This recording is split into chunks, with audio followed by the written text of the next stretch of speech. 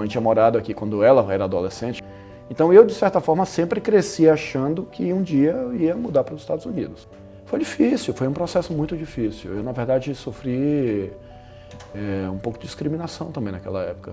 Eu era um menino latino, sabe? Estrangeiro. Eu fui agredido algumas vezes em escolas.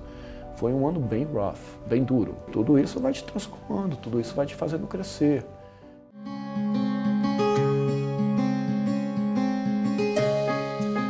Sempre gostei muito de ler, então eu meio que me escondi um pouco nos livros.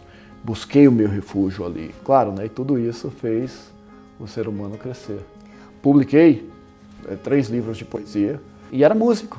A primeira faculdade que eu fiz foi de música. Sou apaixonado pela música, sou apaixonado pela literatura. Em algum momento eu trabalhei como jornalista, escrevia para um jornal local e aí você começa a gerar uma consciência política e você começa a saber que socialmente você tem que fazer por aqueles que estão ao seu lado também, que você tem uma certa obrigação de ajudar. E aí eu comecei muito cedo, eu acho que com 19 anos, a fazer clínicas de imigração, onde eu reunia advogados de imigração. Não sonhava em ser advogado, realmente era só a questão de um esforço comunitário, né, de poder tentar ajudar as pessoas que estavam aqui buscando talvez uma forma de status. O momento que eu decidi ser advogado teve muito a ver com a minha vida pessoal, porque eu também fui imigrante aqui.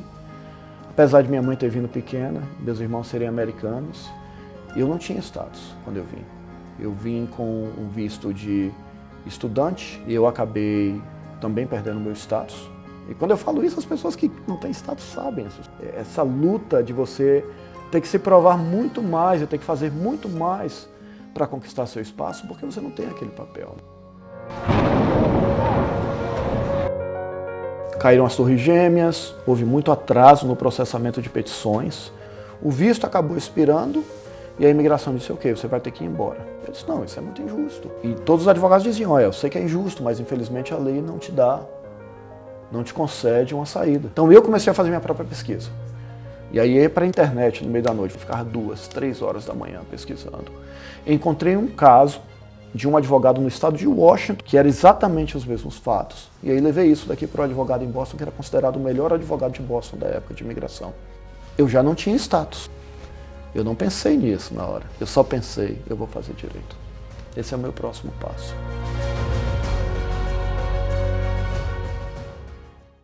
E aí eu comecei a aplicar para a faculdade de Direito. Recebi algumas ofertas de bolsa.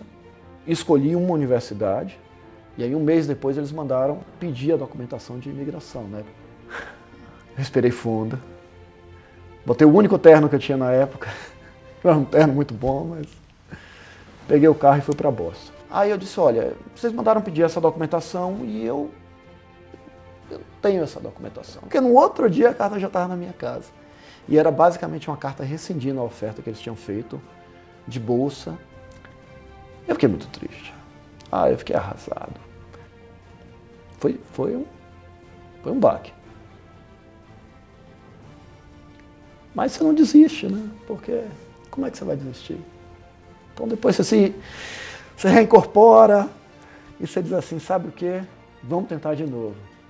E aí eu recebi uma oferta muito boa dessa Universidade de Direito em Rhode Island, da Roger Williams. Eu disse, poxa, que oportunidade. Coloquei nas mãos de Deus.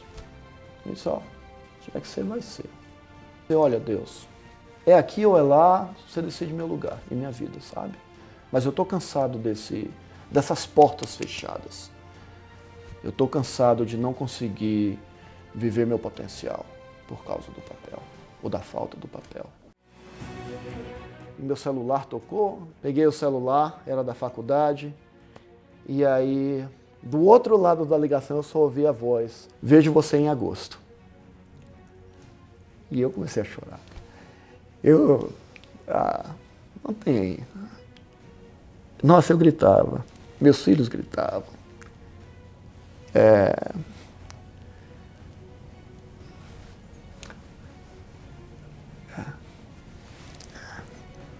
E foi assim. Eu sabia que eu ia ter outra batalha no fim do curso, que era o exame da ordem. E aí eu me propus que eu ia ser o melhor estudante que aquela faculdade já viu na vida. anos. Foram 3 anos muito duros, sabe? E hoje eu vejo e eu sei. Eu estou no lugar certo, no lugar que eu tinha que estar, sabe? Eu sou uma pessoa de muita fé. Acredito muito em Deus. E eu tenho certeza que eu estou aqui hoje porque eu tinha que estar aqui hoje. E aí eu encarei o exame da ordem. Não só em Rhode Island, mas em Massachusetts. Passei nos 2 exames. E no que eu passei, a primeira carta que eu recebi foi uma carta de Rhode Island. Do Supremo de Rhode Island, dizendo: te parabenizamos, você passou no exame da ordem. Infelizmente, a gente não pode te conceder uma licença porque você não tem status. Poxa, esse não pode ser o capítulo final, sabe? E não foi. Uma semana depois eu recebi uma carta de Massachusetts dizendo: o seu juramento está marcado. E eu fui, e me juraram, eu levantei minha mão direita, recebi o juramento, assinei no livro que todos os advogados de Massachusetts vinham assinando há dezenas de anos, e me tornei o primeiro advogado indocumentado do Estado. Nunca desista, com certeza. Tá? Eu acho que ter fé, ter confiança de que o amanhã pode ser melhor é essencial. E doe de seu tempo, doe da sua sabedoria, do seu conhecimento. Levante o próximo. O impacto que a gente pode ter na vida de outras pessoas, para o bem, para o positivo, é muito. E como não ser feliz? Poxa, como não ser feliz? Sim, eu sou feliz. Demais.